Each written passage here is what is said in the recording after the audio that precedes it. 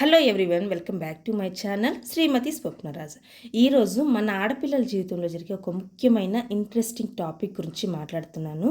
ఈ వీడియోలో మీరంతా పనంతా కంప్లీట్ అయ్యాక పని కంప్లీట్ అయ్యి ఫ్రీగా కూర్చొని ఉన్నప్పుడు ఈ వీడియో పూర్తిగా చూడడానికి ట్రై చేయండి, ఓకేనా?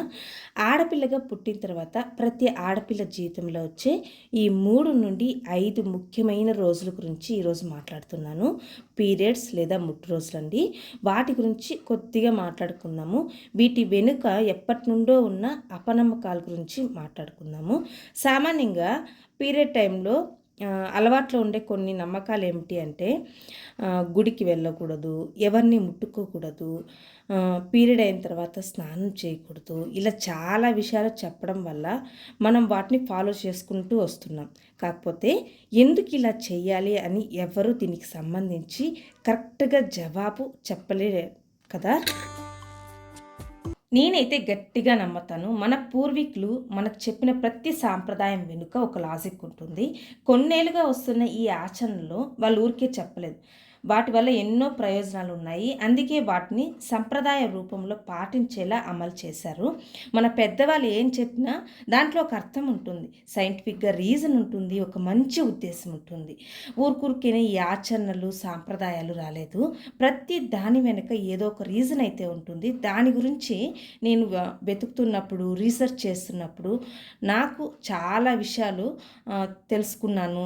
వాటి గురించి చదివినప్పుడు, పెద్దవాళ్ళు చెప్పింది విన్న తర్వాత నేను తెలుసుకున్నది కొన్ని సత్యాలు మీ ముందు షేర్ చేసుకుంటున్నాను.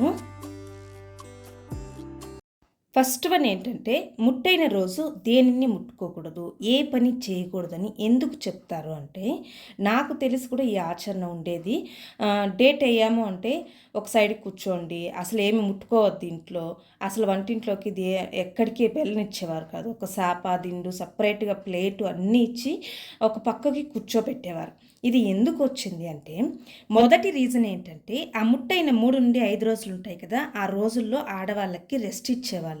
యాక్చువల్గా బ్రిటిష్ వాళ్ళు అక్రమంగా మన దేశాన్ని దోచుకునే వాళ్ళు రాకముందే ఈ పీరియడ్స్ అనే కాన్సెప్టు మన దేశంలో ఎలా ఉండేది అంటే, మగవాళ్ళు అమావాస్యకి, పౌర్ణమికి, పండగలకి సెలవు తీసుకునేవారంట.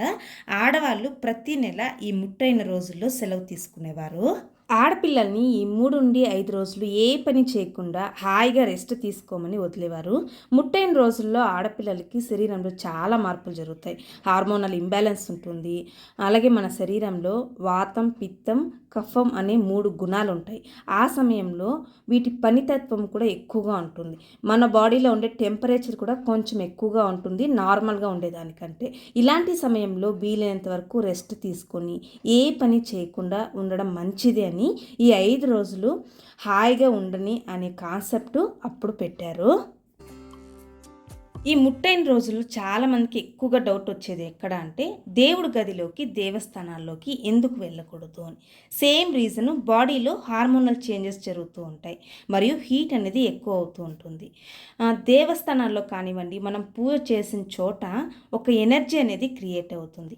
ఆ ఎనర్జీని మన శరీరము యాక్సెప్ట్ చేసే పరిస్థితిలో ఉండదు. అంటే దేవస్థానాల్లో కానివ్వండి, హోమాలు జరిగే చోట ఆ ప్లేస్ అంతా కూడా ఒక ఎనర్జీ అనేది క్రియేట్ అవుతుంది. ముట్టైన రోజుల్లో మన బాడీ ఇంబ్యాలెన్స్లో ఉంటుంది. ఈ ఇంబ్యాలెన్స్ అయ్యే సమయంలో వేరే ఎనర్జీని ఇస్తే బాడీకి అది బ్యాలెన్స్ అవ్వదు. ఆ కారణంతో పూజలు జరిగే చోటుకి, దేవస్థానాలకి వెళ్ళకండి అని చెప్పారు. మనమేదో అపవిత్రము అని కాదు, వెళ్ళకూడదు అని కాదు. ఈ బ్యూటిఫుల్ మరియు అర్థవంతమైన కాన్సెప్ట్కి ఎక్కడో పీరియడ్ సమయంలో వేరే కథను యాడ్ చేసి మనం ముట్టుకోకూడదు, ముట్టించుకోకూడదు, మైలు రావడం ఒక అపవిత్రమని ఒక ట్యాగ్ని కట్టి ఈ మధ్యకాలంలో ఎక్కడ సృష్టి అయితే చేశారు. దాన్ని మనము అలాగే నమ్ముతూ వచ్చాము. ఆచరణలు తప్పు కాదు, అయితే నమ్మకాలు తప్పిదాలయ్యాయి. అందువల్లే నమ్మకాలు పరివర్తనం చేసుకొని ఎందుకు చేస్తున్నామని కరెక్ట్గా తెలుసుకుంటే వాటిని క్వశ్చన్ చేయాలి అని అనిపించదు. ఎందుకంటే మన పెద్దవాళ్ళు, పూర్వీకులు చేసింది కరెక్ట్ అనిపిస్తుంది కదా. ఇంకొకటి ఏంటంటే, ముందు కాలంలో గుళ్ళు ఎక్కడ ఉండేటివి, కొండలపైన, మిట్టలపైన, అడవిల్లో అలాంటి ప్రదేశాల్లో మాత్రమే ఉండేవి. ఆ సమయంలో ఆడపిల్లలకి ముందే ఋతుస్రావం అవుతూ ఉంటారు. కొండపైకి నడవడము కొద్దిగా కష్టమే. అంతేకాకుండా పీరియడ్ సమయంలో వచ్చే ఆ రక్తం వాసనకి జంతువులు, ఇతర ప్రాణులు అట్రాక్ట్ అవుతాయి. అది సేఫ్ కాదు ఆడపిల్లలకి. అందువల్ల ఈ ఒక్క రీజను ఎందుకు గుళ్ళకి వెళ్ళకూడదు అని ఆ సమయంలో పెద్దవాళ్ళు మనకు చెప్పారు. నెక్స్ట్ వన్ ఏంటంటే స్నానం చేయకూడదు, తలస్నానం చేయకూడదు అనేది కూడా మూఢనమ్మకం కాదు. ఈ ఆచరణ నాకైతే తెలిసి లేదు, బట్ ఇంతకుముందు ఉండేదంట. దానికి కూడా రీజన్ ఉంది. ఎందుకు అంటే బాడీలో ఉన్న పిత్త మాంసం ఎక్కువగా ఉండడం వల్ల స్నానం చేయడం వల్ల అది ఫ్లక్చువేట్ అవుతుందంట. ఈ 3 నుండి 5 రోజులు మన శరీరం ఎక్కువగా ఫైట్ చేస్తూ ఉంటుంది ఈ వాతం, పిత్తం, కఫంతో బ్యాలెన్స్ చేయడానికి. మన స్నానం చేసి ఇంబ్యాలెన్స్ని క్రియేట్ చేయడం కంటే శరీరం బ్యాలెన్స్ ఉండడం మంచిది అని ఆ రీజన్తో స్నానం చేయకూడదు అని చెప్పేవారు. సో ఈ పీరియడ్స్ గురించి ఉన్న ఈ అపనమ్మకాలు క్లియర్ చేశానని అనుకుంటున్నాను. ప్రస్తుత కాలంలో మనం ఎలాంటి కేర్ తీసుకోవాలో మనకు బాగా తెలుసు. నవ్వేడేస్ లీవు, రెస్ట్ అనేది ఉండడమే లేదు. అందరూ ఏదో ఒక పని చేస్తూనే ఉన్నాము. ముందులాగా 3 రోజులు ఆడపిల్లలను కూర్చోపెట్టే రోజులు కానే కావివి. కొన్ని పరిస్థితుల కారణంగా ఈ ఆచరణలు పాటించడం చాలా వరకు తగ్గిపోయాయి. ఇంకా కొన్ని ప్రాంతాల్లో మాత్రమే పాటిస్తున్నారు. ఇదే కరెక్టు, ఇదే తప్పు అనే చర్చకు నేను రాను. వాళ్ళ ఇష్టము. మీకు రెస్ట్ తీసుకోవాలి అనుకుంటే రెస్ట్ తీసుకోండి. లేదు నేను చాలా నార్మల్గా కంఫర్టబుల్గా ఉన్నాను, పనులన్నీ చేసుకోగలను అనుకుంటే హ్యాపీగా పని చేసుకోండి. అంత మీ ఇష్టము. ఈ ముట్టు రోజుల్లో ఆడపిల్లలందరికీ ఒకేలాగా ఉండదు. ఒక్కొక్కరికి ఒక్కొక్కలాగా ఉంటుంది. కొంతమందికి చాలా నార్మల్గా, ఇంకొంతమందికి చాలా కష్టంగా గడుస్తాయి ఈ రోజులు. కడుపు నొప్పి, నడుము నొప్పి, కాళ్ళు నొప్పి కొంతమందికి ఎక్కువగానే ఉంటాయి. ఇవన్నీ ఏమీ లేకుండా హాయిగా ఉన్న వాళ్ళు ఉన్నారు. అంటే మన ఇంట్లో ఆడపిల్లలకి ఈ రోజులు ఎలా ఉన్నాయి అని ఇంట్లో అర్థం చేసుకొని, అంటే భర్త కానివ్వండి, అత్త, మామ, అమ్మ, నాన్న, నా కూతురికి లేదా నా కోడలికి లేదా నా భార్యకి ఈ విధంగా ఉంది అని కొద్దిగా అడ్జస్ట్ చేసుకొని కొంతసేపు వాళ్ళకి సహాయం చేయడము. లేదా ఈ సమయంలో మూడ్ స్వింగ్స్ కూడా ఎక్కువగా ఉంటాయి.